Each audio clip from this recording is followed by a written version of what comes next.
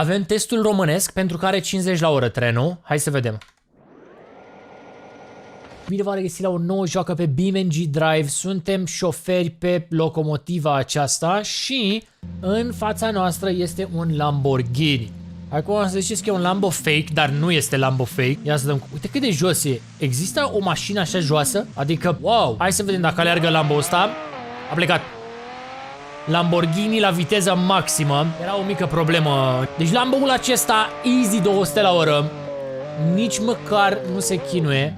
Deși frânele alea nu sunt cele mai bune, o să fiu sincer cu... Așa pleacă și în viața reală Lambo. Mamă. 220. Daună totală. Gata, mașina asta e pentru alta. Bun. Deci ați văzut că mașina merge, e în regulă. Am făcut noi un episod data trecută cu mașini care trec peste bordura asta, peste șinele de tren.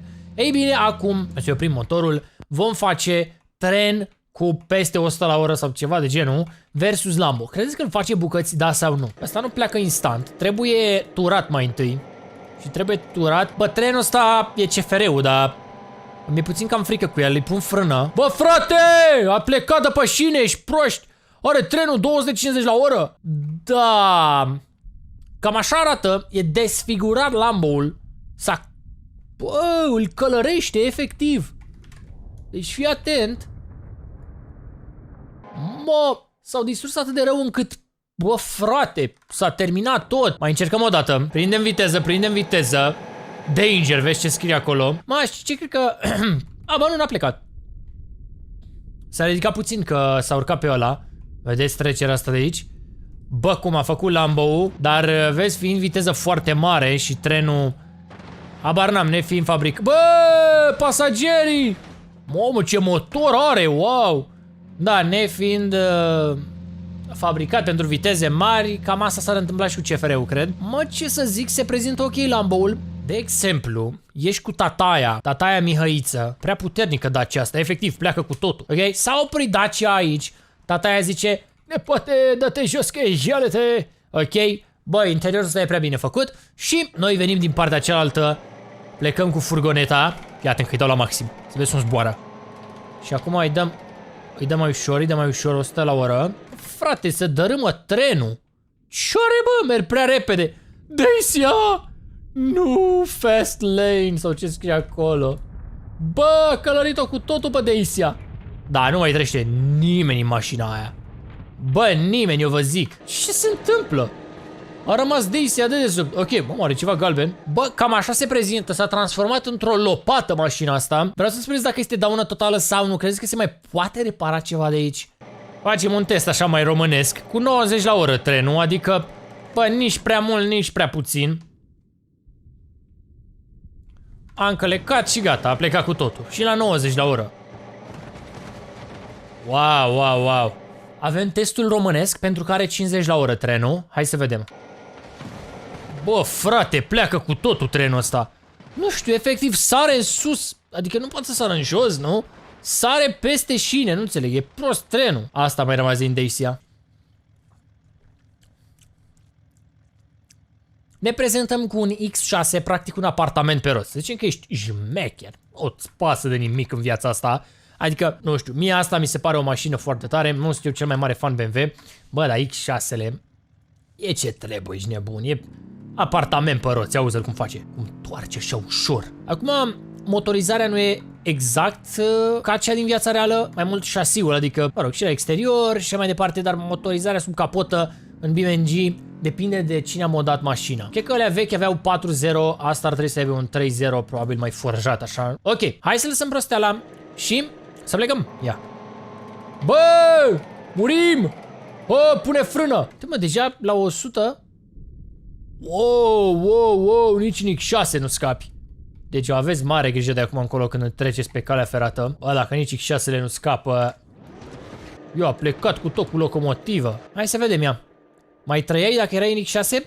Bă, spre uimirea noastră, șoferul e cel mai puțin avariat, pentru că ne-a lovit din stânga. Dacă ne lovea pe partea șoferului, era făcut praf. Imaginează-ți să scapi dintr-un accident de genul ăsta. N-ai cum, e imposibil. O, frate, Le-aș strânge mâna lor de la BMW dacă o mașină te-ar salva în halul ăsta. Eu mi-aș lua toată viața mașina asta. Pare, dar probabil că nu. Ai fi fost torcit, dar nu știu dacă mai aveai vreo șansă. Adică îți dă plafonul în cap. E 65 de km la oră.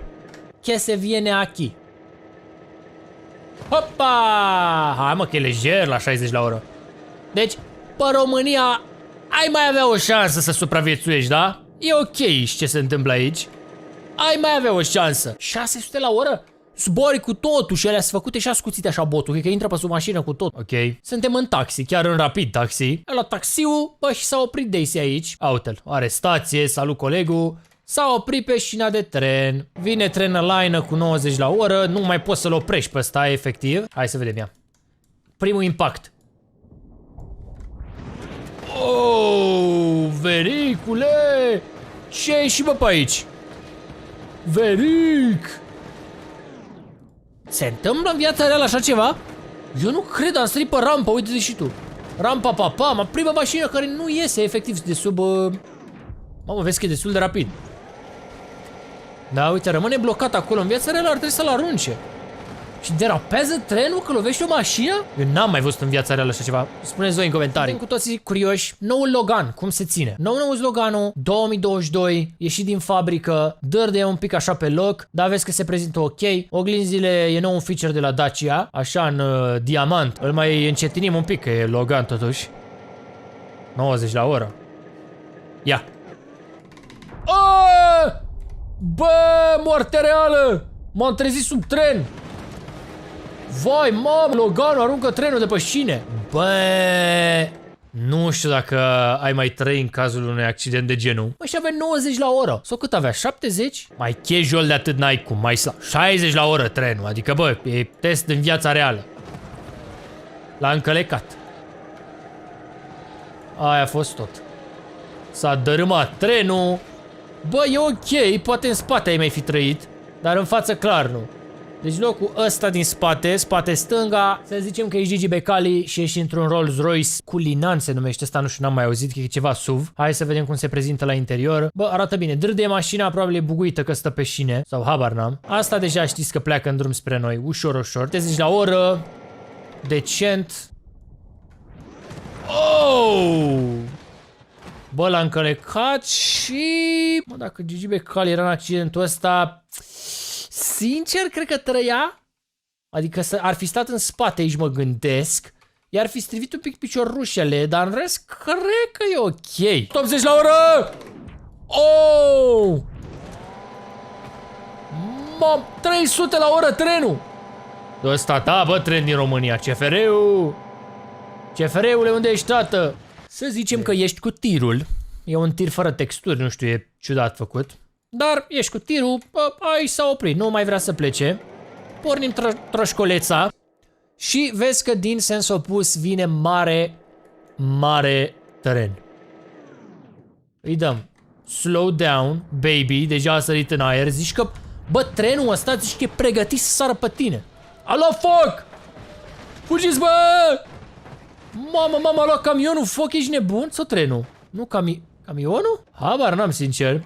Nu prea mi-a plăcut, așa că îi dăm mai repede viteză. Mamă, ce repede vine trenul ăsta! Pooo! Direct s-a dus. Adio! Uite camionul nostru, nu mai e tirul nostru, nu mai e nimic din el. Da, ai și tu un Matiz și așa e mic, dar s-a oprit fix pe șine. Ce faci? Mamă, ce volan are. Wow. Oh my god! Deci tu nu mai trăiești, înțelegi? Într-o secundă, te uiți la volan, secunda 2, ești deja în ceruri la porțile raiului. Nu mai știi, îți dai respawn. Parcă ăsta era Matiz cu turbo. Ăsta era, mă, parcă Matiz turbo charged. O dai? Are pistoane multe, e gândit Matizul. Bine, poate am intrat noi prea repede. Conservă. Nimeni nu mai trăiește în mașina aia, nici măcar trenul. Ia uite, l-a luat foc și e turtit. Zicem că ești fan Golf sau Golf e prima ta mașină, ești și tu la început de carieră de șofer. Golf 4 frumos și vine frățiorul. Opa! Bă, frate, s-a deschiolat trenul! Bă, ăsta vrea să te mănânce! Bă, da, ne zice că s-a desumflat o roată la Volkswagen. Posibil să nu zic nu, poate s-a desumflat. Cam așa arată Golful după ce a intrat trenul în tine. Deci trebuie să aveți mare grijă dacă treceți pe șinele de tren și aveți Golf. Acum facem testarea și cu cea mai rapidă mașină, ok? Să vedeți cum se deschiolează. Vreau să comparați viteza de la mașina asta cu ce aveți voi. Vom face oficial 0-100. Pregătiți? Hai. 3, 2, 1, start. 100, 2, 3, 4, decolăm. V-a plăcut decolarea? Are, ce de mașina asta? Are, se chinuie 0,50 ceva de genul. Nu că se chinuie, dar nu are ăla rapid 0,50. Vezi? Deci, ca idee. Ia. A fost atât de grav încât s-a distrus jocul. Adică eu n-am mai văzut. Eu așa ceva n-am mai pomenit. S-a distrus jocul, s-a blocat. Cu 70 la oră. Hai mă că e decent, ia. Ce se întâmplă? Nimic. A, mă, vezi că e bine rău mașina. Problema e că n-are interior, cred că de aia nu se deformează așa rău. Dar, da. Ești ok, poți să pleci, numai că are tracțiune față și da. Se chinuie ceva și pe spate acolo, dar nu e. Nu știu de ce nu mă mai lasă, înainte apăsam cât râli și trăgeam de mașină, poate știți voi. În fine. Băieții, cam acesta a fost episodul. Dacă v-a plăcut și mai aveți idei noi, spuneți-mi în secțiunea de comentarii. BeamNG e un joc complex, avem o groază de chestii de făcut. Dacă v-a plăcut, like, ne vedem data viitoare. Pa!